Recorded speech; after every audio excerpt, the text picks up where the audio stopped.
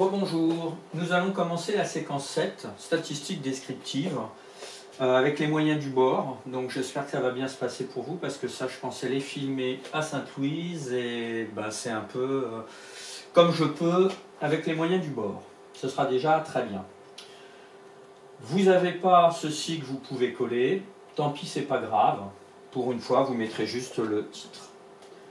Alors les statistiques, ou la statistique descriptive, vous en avez vu plein de fois, de nombreuses occasions dans les années passées au collège.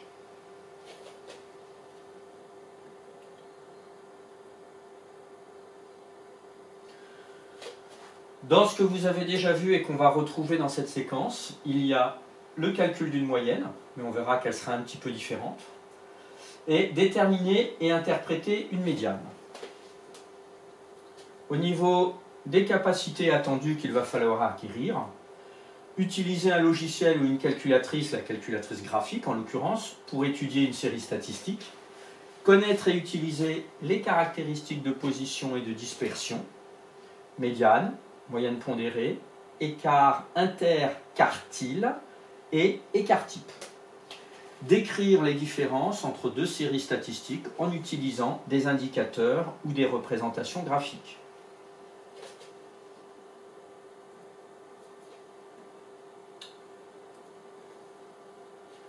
Grand 1, vocabulaire. Alors on va faire quelques rappels pour parler le même langage. Il y a quelques mots-clés à connaître.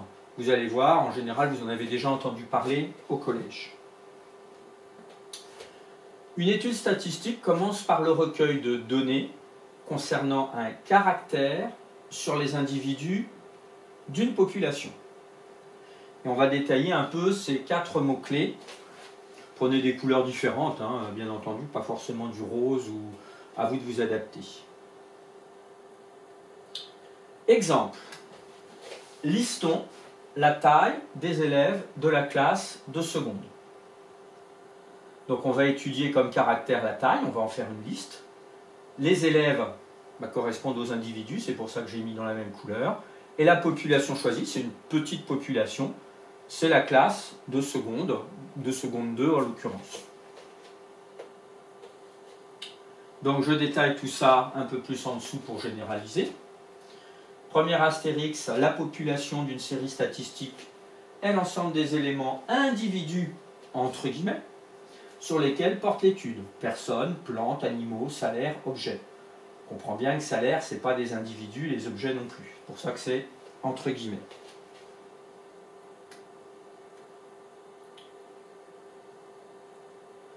Un caractère est une particularité étudiée chez les individus, toujours entre guillemets éventuellement.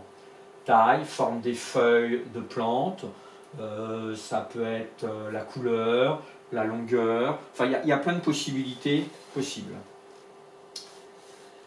Et on dira qu'un caractère est quantitatif quand on peut le mesurer par des nombres. L'âge, la taille, le nombre de frères et sœurs, la note obtenue à un devoir à la maison.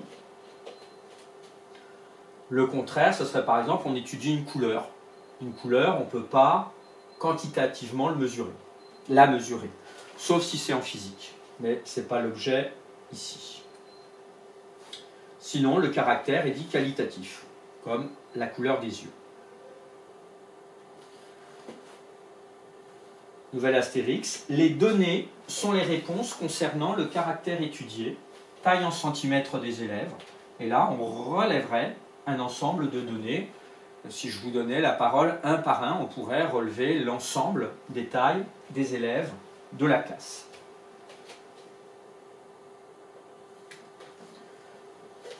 Grand 2, indicateur de position. Donc là, on commence véritablement le programme de cette année. Aujourd'hui, on verra petit 1, ce qu'on appelle la médiane. Définition. La médiane, qui est souvent symbolisée par un M majuscule et un E minuscule, d'une série statistique de n valeurs rangées dans l'ordre croissant. Il faut absolument que ce soit rangé dans l'ordre croissant, c'est indispensable. Et, premier cas, si n est impair. Si par exemple on cherche la médiane des élèves d'une classe et il y a 31 élèves. Donc il y aura bien un nombre impair. À ce moment-là, la médiane va être la valeur dite centrale. On verra dans un exemple tout à l'heure ce que c'est. Et si jamais le nombre de valeurs est pair, alors ME va être la moyenne des deux valeurs centrales. On va voir aussi dans un exemple. Donc ça, cette définition, elle est à connaître. Un trait rouge dans la marge.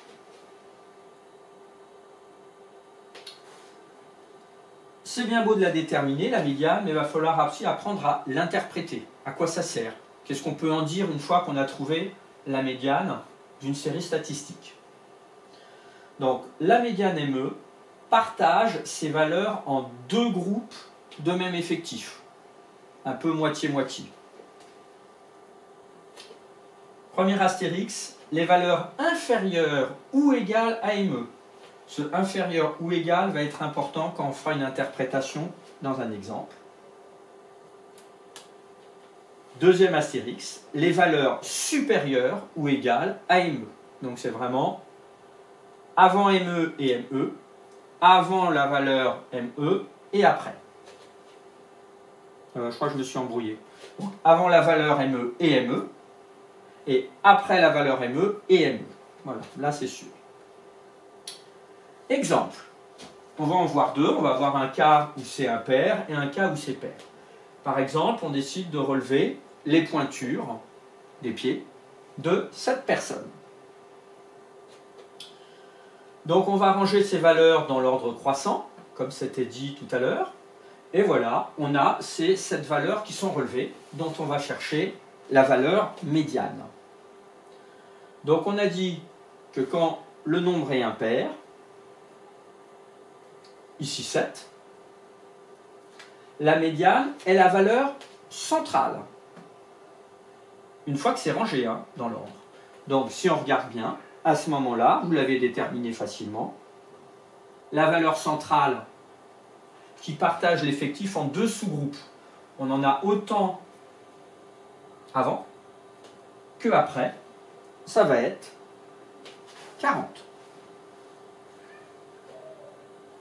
Interprétation de ce résultat, ça signifie concrètement que la moitié des personnes de ce groupe ont une pointure de 40 ou moins. Regardez bien, il y en a bien la moitié qui chose du 40 ou moins. Ou bien, mais on ne serait pas obligé de l'écrire, de 40 ou plus. C'est bien à chaque fois la moitié, la moitié. Deuxième exemple. Cette fois-ci, même type d'exercice, mais avec 8 personnes. Cette fois-ci, on a bien toujours des valeurs rangées dans l'ordre. Je l'ai fait pour vous. Souvent, ce ne sera pas donné dans l'ordre et ce sera à vous de les ranger dans l'ordre. Il faudra y faire attention. Le nombre de valeurs est pair, on en a 8, comme les 8 personnes. La médiane est donc la moyenne des deux valeurs centrales. Les deux valeurs centrales sont... Vous avez trouvé? Très bien. 40 et 41. Et donc on va en faire la moyenne. On parle aussi parfois de la demi-somme des valeurs centrales. Donc on fait 40 plus 41 divisé par 2. Et ça donne 40,5. Ça ne donne pas forcément sur une valeur exacte et entière. Interprétation. La moitié des personnes ont une pointure de 40,5 ou moins. Pareil, on pourrait s'arrêter là.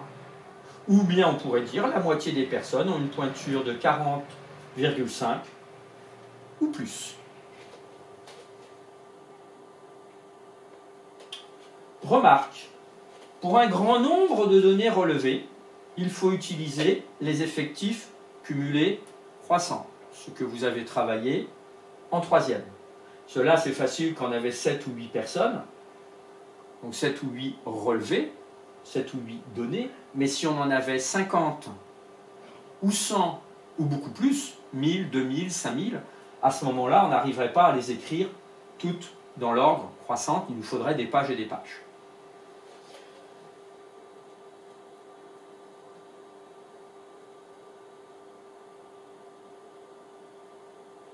pardon, il y a eu un petit bug.